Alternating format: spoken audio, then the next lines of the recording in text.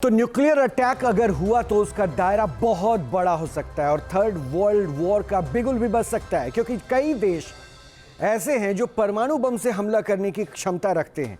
रूस के पास 5580 atom bomb है, जबकि अमेरिका के पास 5044, चीन के पास 600 परमाणु हथियार है। हालांकि ये डाउटफुल है, क्योंकि चीन बेशक अभी कह रहा है कि वो परमाणु पे काम नहीं कर रहा है, बमों पे काम नहीं कर रहा है, लेकिन एक रिपोर्ट में फिलहाल इस ओर भी इशारा किया गया कि चीन अभी भी छुप कर परमाणु हथियार बना रहा है। हालांकि इस पे पुख्ता कोई जानकारी ओपनली नहीं कही गई है। लेकिन भारत की बात अगर करें तो भारत के पास 180 न्यूक्लियर वेपन है।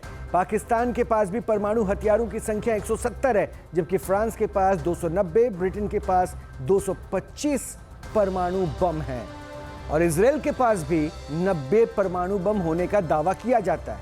अब यहां भी एक ट्विस्ट है, यह भी ऑफिशियल डेटा नहीं है कि इजराइल के पास परमाणु बमों की संख्या कितनी है, लेकिन उत्तर कोरिया के पास 50 न्यूक्लियर वेपन है, ऐसी जानकारी मिल रही है। अब सोचिए, ऐसे में इसलिए कहा जा रहा है कि क्या इस वर्ल्ड वॉर सिनेरियो में परमाणु बम का भी खतरा है क्या। लेकिन एक अपडेट और भी है, ईरान के टारगेट पर कुर्द लड़ाके हैं। महिला कुर्द फाइटर को निशाना बनाया गया है। कुर्दिस्तान में ईरान ने ड्रोन दागे हैं।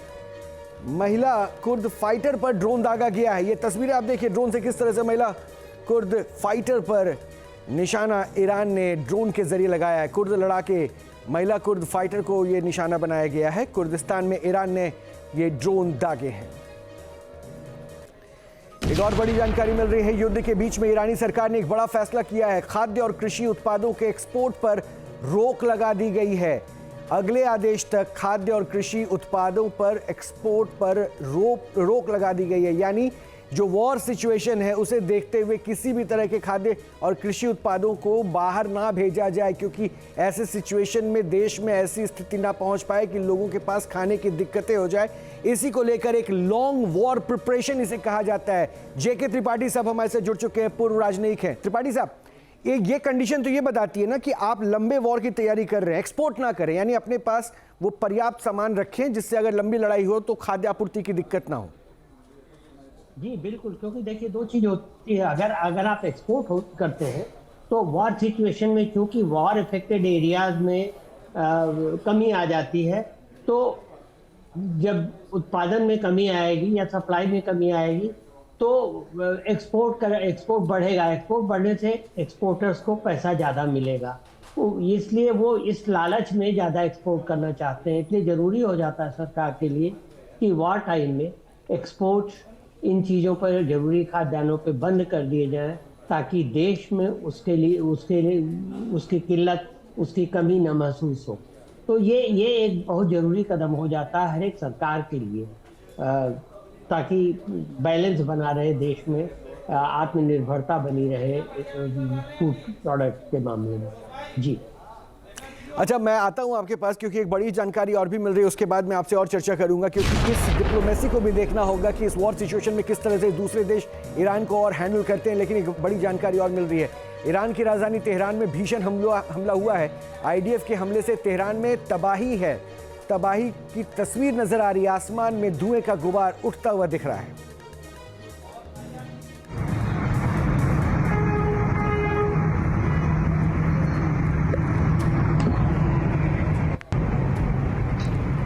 तो मिडिल ईस्ट में चल रही जंग क्या न्यूक्लियर अटैक के बाद ही खत्म होगी? क्या दुनिया बड़ा परमाणु हमला देखने वाली है? क्या पश्चिम एशिया में सबसे बड़ा विनाश होने वाला है? यह सवाल इसलिए उठ रहा है क्योंकि युद्ध के बीच में अमेरिका और ईरान में कुछ ऐसा हुआ जिससे न्यूक्लियर एक्टिविटी के संकेत मिले हैं।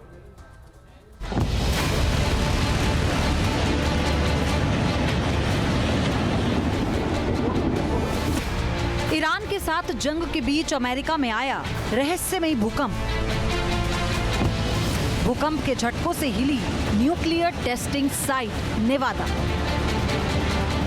अमेरिका मिडिल ईस्ट में धमाके कर रहा है। ऑपरेशन एपिक फ्यूरी के जरिए ईरान को दहला रहा है।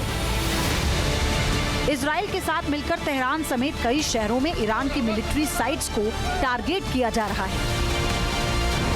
लगातार हो रही ताबड़तोड़ स्ट्राइक ने पूरी दुनिया में तनाव बढ़ा दिया है। इस जंग के बीच ही अमेरिका के नेवादा में भूकंप के तेज झटके महसूस किए गए। इस रहस्यमयी भूकंप को लेकर कई सवाल उठने लगे। एक तरफ अमेरिकी सेना ईरान में बमबारी कर रही है, वहीं अमेरिका के नवादा में भूकंप आने से हड़कंप मच गया। USGS के मुताबिक नेवादा राज्य में भूकंप के झटके महसूस किए गए। दावा किया जा रहा है कि नेवादा और उसके आसपास पिछले एक हफ्ते में 100 से ज्यादा बार भूकंप आया। भूकंप की खबर आते ही दुनिया में खलबली मच गई है। ये एरिया न्यूक्लियर टेस्टिंग के लिए मशहूर है। ऐसे में सवाल ये है कि क्या ईरान पर हमले के बीच अमेरिका ने कोई बहुत बड़ा परमाणु परीक्षण कर लिया है? क्या ट्रंप युद्ध खत्म करने के लिए परमाणु हमला करेंगे? अमेरिका की न्यूक्लियर टेस्टिंग साइट के पास भूकंप के झटके ऐसे समय में आए जब अमेरिका ईरान के खिलाफ युद्ध के हालात में है।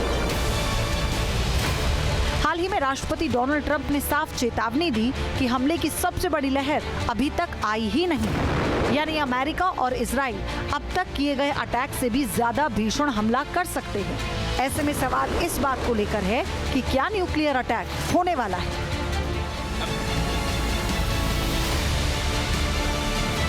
विनाशकारी युद्ध के बीच अमेरिका ही नहीं, ईरान में भी भूकंप के झटके महसूस किए गए।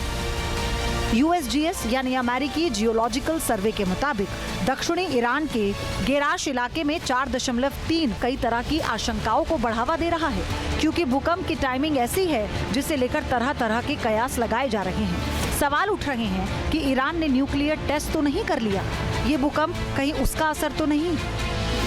ईरान के न्यूक्लियर प्रोग्राम को लेकर ही जंग की शुरुआत हुई। अमेरिका ने पहले न्यूक्लियर डील के लिए दबाव बनाया और सफलता नहीं मिली तो घातक हमला कर दिया।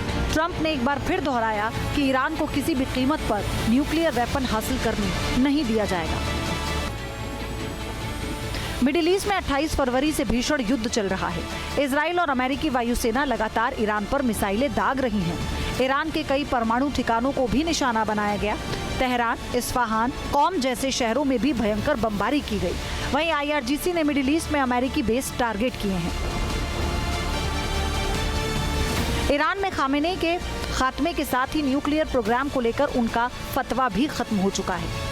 इसलिए भूकंप के झटकों को न्यूक्लियर टेस्ट से जोड़कर देखा जा रहा है। हालांकि इसे लेकर अब तक कोई औपचारिक बयान नहीं आया, लेकिन शक तो बढ़ ही गया है।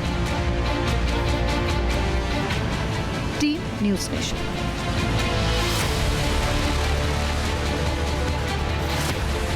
आपके मोबाइल पर तुरंत आएगी ब्रेकिंग न्यूज। स्क्रीन पर सबसे पहले दिखेगी बड़ी खबर। देश दुनिया की हर खबर एक जगह। अब आपके मोबाइल पर तुरंत फटाफट इंस्टॉल कीजिए न्यूज़ नेशन ऐप और रखिए खुद को अपडेट।